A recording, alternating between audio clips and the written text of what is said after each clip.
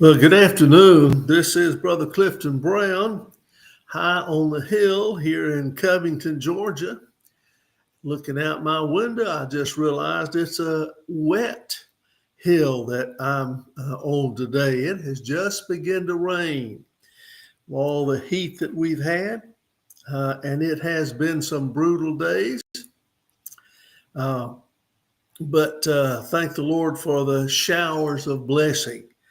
Now, how long it's going to rain, I don't know, but we'll take every drop that we get and we'll rejoice in that. Well, it's good to be here today, and I want to thank all of you that may stop by, spend a few minutes with us, and pray that I'll be able to say something today that'll be a blessing and will be a help to someone. I had a strange experience. I say strange, it was just unusual. It caught my attention. But scrolling through my email one day this week, I saw a text that was, or an email that was labeled, "Why are tennis balls yellow?" Well, that caught my attention. I'm sure that you're different than I am, but I had never given that a second thought. I had not ever thought about why are tennis balls yellow. Do you know? You know, there's a lot of things that we could ask questions about, especially that question, why? Why is such and such as it is? And that's one of them. Why is a tennis ball yellow? Why does a golf ball have dimples? Why is a baseball made with the seams sewn in it like they are? And so on. We could ask all kinds of questions. And somewhere, I suppose, if we traced it down, we could find some answers to that. Do you know why tennis balls are yellow? Traditionally, they were white, or they may have been black. It depended on the color of the tennis court that they were playing on. But in the early 70s, a thing was happening that changed the tennis balls from black or white to the neon yellow that they are known by, recognized by, and taken for granted. Do you know what it was? Do you know what the change was? Well, in the late 60s, and especially around 70, television was making a transition. In fact, it was in the mid 60s, and I remember well when they had put out the word that on such and such a day, television stations was going to start broadcasting in color. I want you to know all of us little brown kids got up on that particular day, gathered around our black and white TV, and waited and watched for the test pattern. That would no longer be black and white, but it would be in color. Little did we realize, we come to know, but little did we realize that our little black and white TV would never be color because it was not a television that could broadcast in color. And so even though we watched it, we saw no difference. Black and white, it was still. But that day was a turning point. Households across America began to trade in their old black and white TVs, and they began to get the TVs that would play in color, since the stations were transitioning to broadcasting in color. Well, as a part of that, and I'm sure there's many, many other things that might have changed because of that. But in the world of sports, they started, of course, broadcasting all the sports that they could. And today you can watch sports 24/7, and you can squeeze in a few more hours. You can watch a few more sports. It just doesn't matter. But those black and white tennis balls didn't reflect as well, didn't show up as well. And so the Tennis Federation, the International Tennis Federation, began to talk about that, and they ultimately adopted that bright shade of yellow because it showed up better when it was shown on TV. And that, my friend, is why the tennis balls are yellow.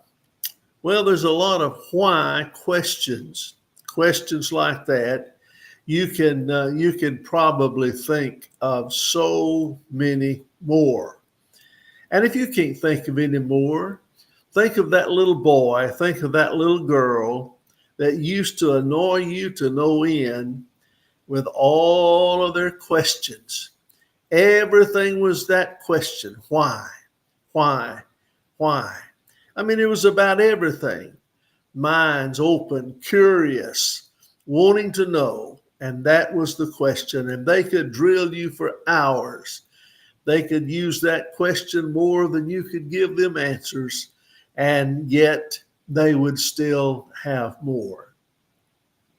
On that same day that I was reading or saw that article about why are tennis balls yellow, there was another why email that I received, more serious, more concerning, and something that perhaps we should all take note of. The article was by a man with the name of Peter Mead, and it was written in Biblical Preaching magazine, online magazine at biblicalpreaching.net. And the title of the article was Why Bible Reading is Down at Your Church. Why Bible reading is down at your church. Well, he went on to write about that and give some answers as to why he considered Bible reading was down. That certainly is a subject we ought to maybe pursue, is why people don't read their Bible as much as they ought to, or even as much as they used to. I can tell you this, there's still the answers to life's serious problems found between the pages of that book. And if we begin to search it and read it and take it to heart, we certainly could find a lot of information that we desperately need to change situations in our world today, in our personal lives, in our family lives, in our church life. All the secrets of what we ought to do and be is found in the pages of that book, and yet it is neglected so much.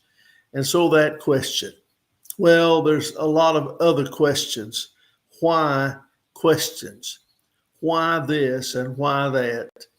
I had a young man ask me a number of years ago, and he was serious, and I know the answer, except I can't explain the philosophical basis of the answer. I don't know, except that we're part of a human race. But he and his wife had just had a little baby. That little baby was starting to cut teeth. Now, if you've got children, you know what I'm talking about, and you know what he was going through. That little baby was about to drive him out of house and home with the fretting and crying and the misery of cutting teeth. And he had gone so far as to question God. Why would God let a little baby suffer like that? Why would God permit a baby to have that kind of pain in its life? Well, that's a part of growing. That's the way it is. Babies are born without teeth, and God saw to it that they would have teeth, but the process of growing teeth was painful, and they had to go through that. But it was in that pain that the teeth would be cut, and they would serve them well for a long, long time. And thankfully, it would not always be that miserable. but it caused him to have questions about why. And in doing so, he was making some accusations here against God, as we all do sometimes when we ask those kinds of questions. Let me just quickly refer you to an Old Testament passage, the book of Judges, chapter number 6. And it is one that I have leaned on and drawn from over the years because it specifically addresses this question of why. Of why. In the sixth chapter of the book of Judges, we have the story of the Midianites and the Israelites. And the story is the Midianites would plunder the land every year at harvest time. They would wait for those poor Jews to grow their crops. They would wait for them to bring them to harvest. I mean, they would let them do all the labor. And just as the harvest time came, those marauders, those aliens, if you will, those undocumented immigrants, they would sweep through the land and they would steal the harvest, literally steal the harvest. And so now the Jews had worked all year, and yet they would not have enough to live on, enough food to get by. They would struggle to feed their families and to keep them up. And there was this revelation. There was a man by the name of Gideon. And the Bible said there came an angel of the Lord and sat under an oak, which was in Orpah, that pertained unto Joash the Abiezrite, and his son Gideon threshed wheat by the winepress. I've got questions about that immediately, because you don't thresh wheat by a winepress. You get up on a hill, visible, but you get on a hill so that when you thresh the wheat, the winds can blow away the chaff. But rather than that, he is at the winepress, out of sight, and the Bible said specifically to hide from the Midianites. The angel of the Lord appeared unto him and said to Gideon, "The Lord is with thee, thou mighty man of valor. The Lord is with thee." And Gideon said this, "O my Lord, if the Lord is with us, why then is all this befallen us?" Why? Why are these Midianites coming and stealing our crops? Why are they taking advantage of us, taking food out of the mouths of our kids? Why do we have to go through this year after year? Why is all this befallen us? And where be all his miracles, which our fathers told us of, saying, "Did not the Lord bring us up from Egypt? But now the Lord hath forsaken us and delivered us into the hands of the Midianites." That story has always touched my heart. Gideon, the angel of the Lord, said, "The Lord is with you." And he said, "If the Lord is with me, then why has all this befallen us? How come all this is happening?" Gideon wanted some answers. Gideon was expressing honestly his frustration, his depression. I think it was. He was just expressing where he was at that particular time. Why has all this befallen us? This story became real to me in 1978. Early 1978. My brother, just younger than I am, had been in an automobile accident in September of 1977. He lived 4 months to the very end of January 1978, and then he passed away. He passed away. Why has all this befallen us? A young man with a young family had 3 little boys, the youngest of which was 6 days old when he had the accident. And those little boys now would grow up without their dad. Our family was deprived of a son and a brother. Many people knew him, and he had a lot of friends. Why has all this befallen us? You see, that became personal. Other people had gone through the same thing. Other people had lived through tragedies. Other people had suffered debilitating illnesses. People lived with deformed bodies. People lived in wheelchairs. People lived in poverty. Why has all this befallen us?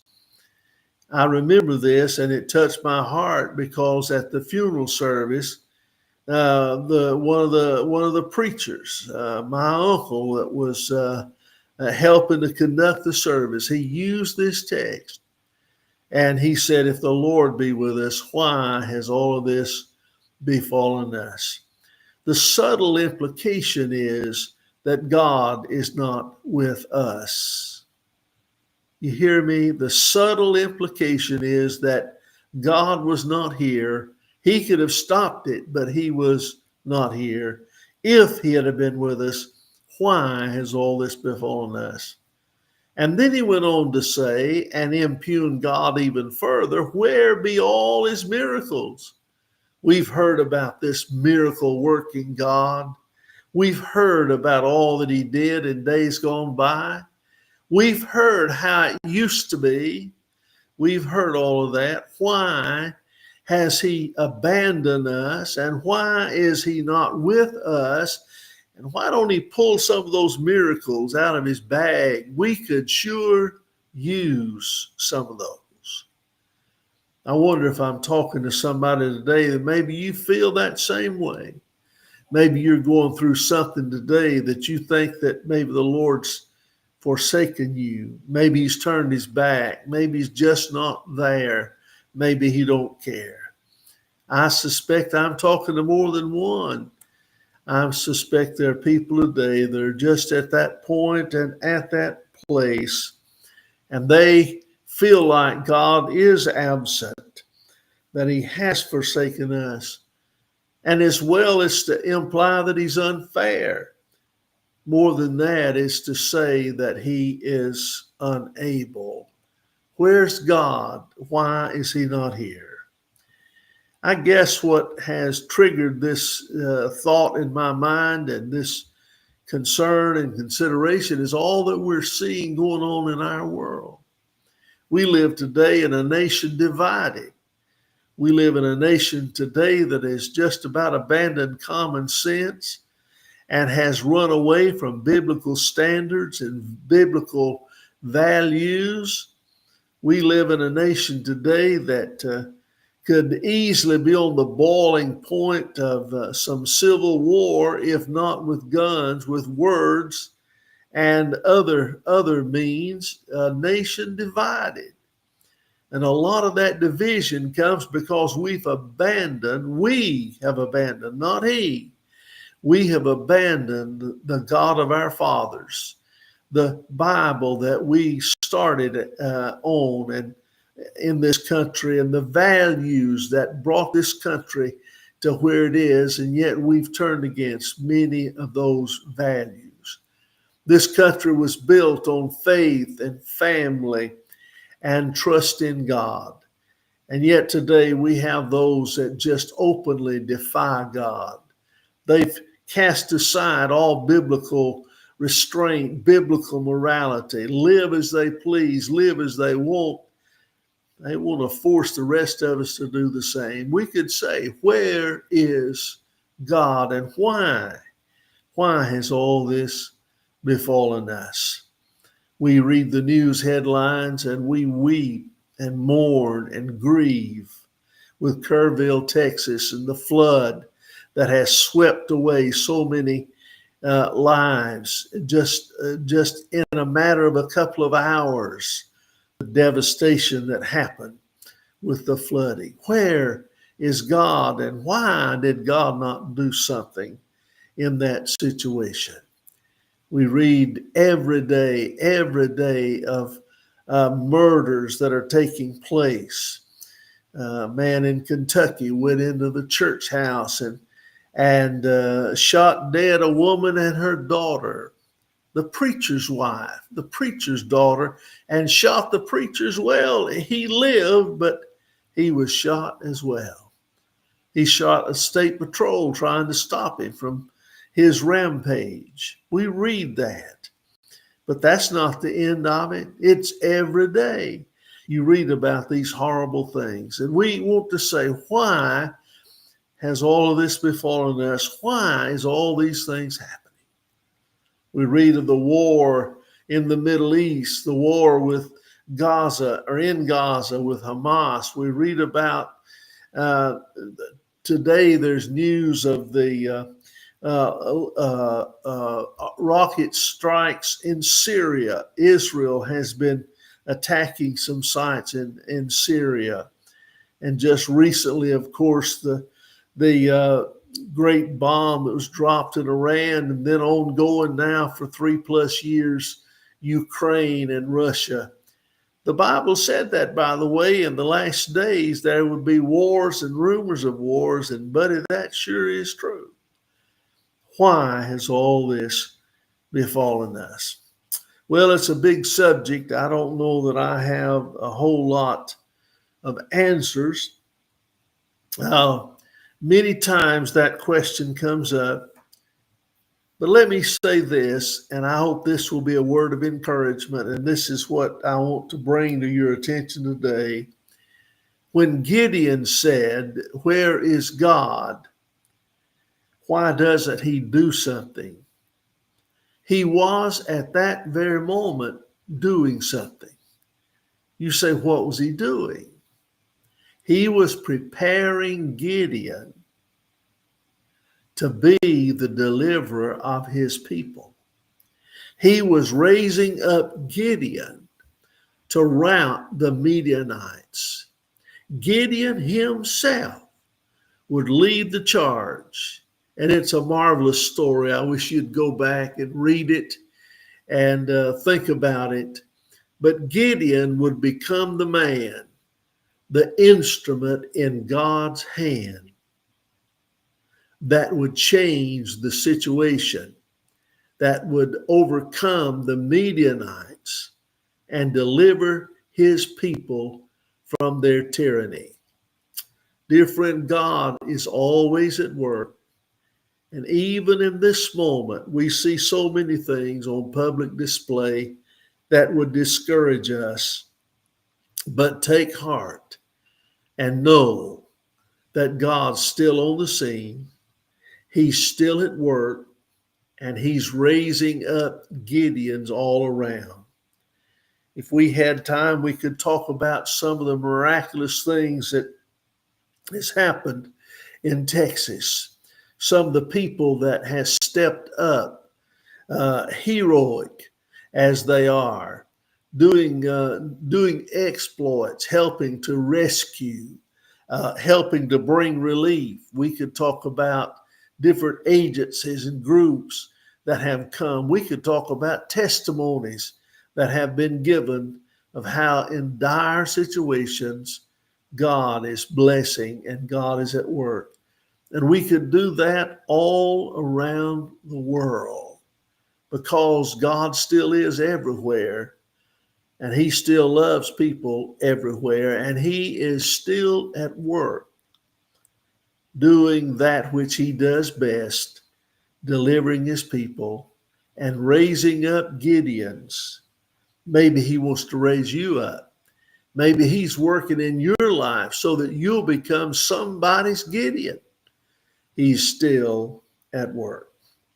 Well, I don't have time to close like I wanted to. I wanted to take us over to the book of Matthew. You make a note of it. Matthew chapter number 27, verse 45 and 46. When Jesus was on the cross and it looked so like defeat, he cried out, my God, why hast thou forsaken me? Jesus was crucified on the cross, not for himself, but for others. And when he was forsaken of God, at that very moment, God was in the matter. He was in the situation, raising up a Savior for all men. He was doing the best that he would ever do, offering the best that he had, so that some poor sinner like me could be saved and go to heaven. I can't answer all the why questions, but what I can say is God is faithful and God is at work, and there is a way that he's at work to bless your life and to help you in your situation. Believe that, trust that, turn to the Lord, and he'll help you. Well, God bless you. I've spent too much time today, but I hope I've maybe spoken to somebody a word of encouragement, a word of help, and a word of hope. God bless you until next week. In Jesus' name, amen.